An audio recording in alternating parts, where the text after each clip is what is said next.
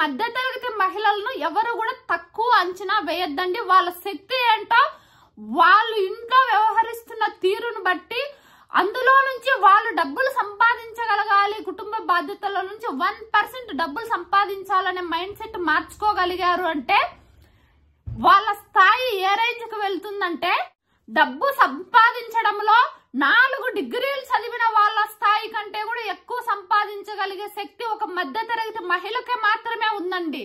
అన్ని కష్టాలు వచ్చినా ఎదుర్కోగలిగే క్యాపబిలిటీ ఉన్నది ఒక మహిళకు మాత్రమే.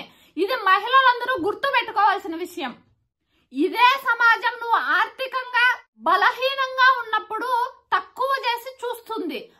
ఇదే సమాజం నువ్వు ఆర్థికంగా బలంగా మారినప్పుడు నీకు జేజాలు కొడుతుంది. ఇది వాస్తవం. కాబట్టి ఒక మధ్యతరగతి ఇల్లాలుగా చెప్తున్నాను, ప్రతి మధ్యతరగతి ఇల్లాలు బలంగా మారాలి. మన బలం ఏంటో మనము నిరూపించుకోగలగాలి.